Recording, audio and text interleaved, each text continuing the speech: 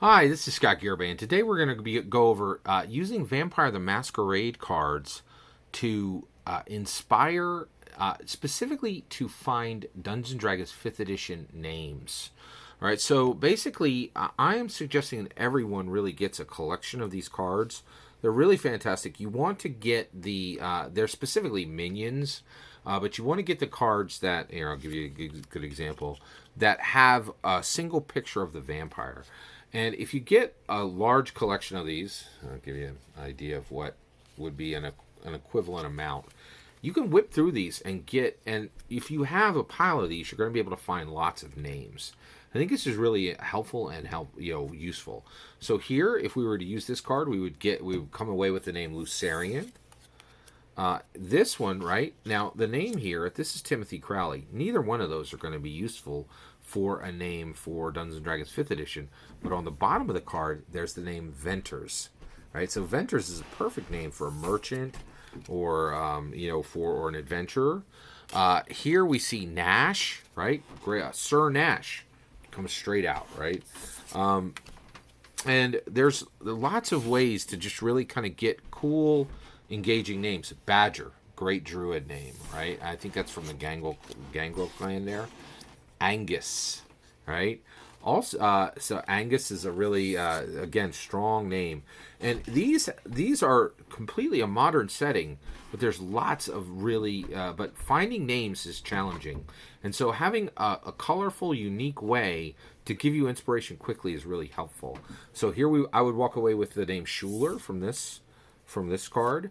Devereaux, that's a fantastic paladin name, Camille is a fantastic female name. Also, that's important too. One of the reasons why you should consider using Vampire the Masquerade cards for your Dungeons & Dragons 5th edition game is this game was very, very thoughtful about using lots of strong, prominent female characters.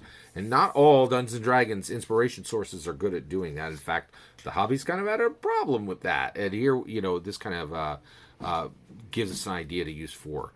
So here, Bearpaw, great nickname for a player, for a villager, or for a druid, most likely. Here we see Basilia. These are just absolutely fantastic. Lots of great Gunther, brilliant. And also, look at this one, Gunther, Beast Lord, right? So while this game had a really modern setting, it is really fantastic. For making 5th edition names, I would go with Liano for this one. And here, Gatane. What a fantastic name, Gatane. Okay. And then, of course, you're going to be using these to come up with names quickly. Roman and Alexander, both of these, perfect to bring right over into I would say Oman. I would drop the R. And you could even, drop the other part. You could just come in with Xander, right? So both of those, so sometimes you'll need to make a quick change, right? So here, Zach North. Neither one of those is really going to serve us well, right? But what we can do is we can use the artist name on the bottom. So Quentin is perfect. You can just pull that right in. That'd be a nice quick name for a painter that somebody would find in a fantasy city, right? Dempsey, fantastic name, and also that name could be used for male or female, right? Here, this is a great one. Wynn with a Y. Wynn, Wynn, right?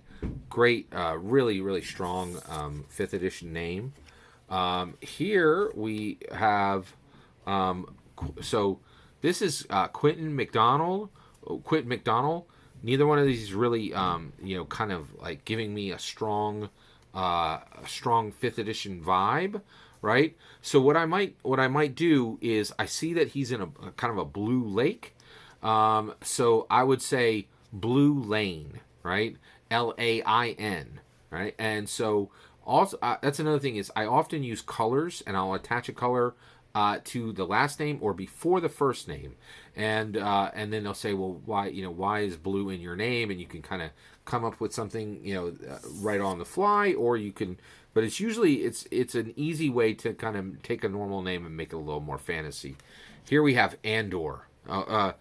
So Andor, fantastic fantasy name. This is just, I really found that these cards are just a fantastic treasure trove. Ignatius, perfect, works great as a last name. The other thing is, you might say Merchant Ignatius or Lord Ignatius or Duke Ignatius, or even Woodcutter Ignatius, right? Now here we have Jing Wei. This would only help you if you were running, I think, if you were running in a Rokugan setting, if you had brought Rokugan into your 5th edition world already with your own homebrew. So what I would do is look at the bottom. Is there anything there on the bottom? And there is. So it's Margaret Organ Keene, and I would say I would go with the character being named Orgare, right? And so I would, that's what I would bring away from that card. Sometimes you'll get, I don't want to say a dud. I really feel that you can get a name out of any of these cards quickly, right? And here, this one is, so here's another one that's going to be more challenging, right? It's Dr. John Casey. So one of them you could do is you could just say Doc, right? And you could have the villagers call, and when they say Doc, at that point you'll say, oh, well, you need to see the Doc. He's on the east side of the village, right? And he could be a traditional doctor, right?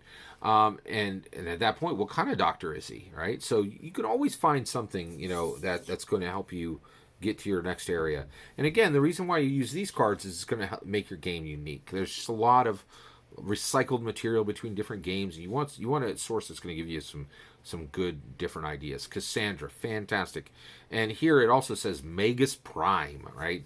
And she's wearing this purple robe, right? So again, sometimes you'll just hit a gold mine with these cards, right? And it'll give you more than a name. It might give this card is crying. There's a character right here in this card.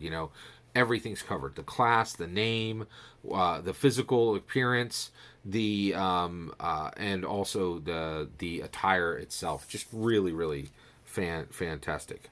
Great name for this one, Cardano, right? And he's the Prince of Boston.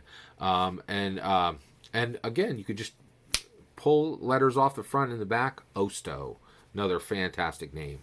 So I just wanted to share a little bit. I'm just really thrilled with this whole set that I've gotten recently. I'm really very, very powerfully excited about using this in my Dungeons & Dragons 5th edition game. The idea here that I'm trying to bring forward for you is the idea that we should be looking at different corners of the world to make our Dungeons & Dragons 5th edition game unique, right? Really special. We don't want, like, I guarantee you, if you're running your name engine for Dungeons & Dragons 5th edition from 1994 VTM cards, no other DM style is going to match with yours, right? You're not going to be coming off with somebody in your local town who runs a better game, that has more innovation. I think it's really unique. That's my opinion. What do you think? I'd love to hear your thoughts on using unusual sources for inspiration for Dungeons & Dragons 5th edition. Let me know in the comments below. Please consider liking and subscribing, and have a wonderful millennium. Take care.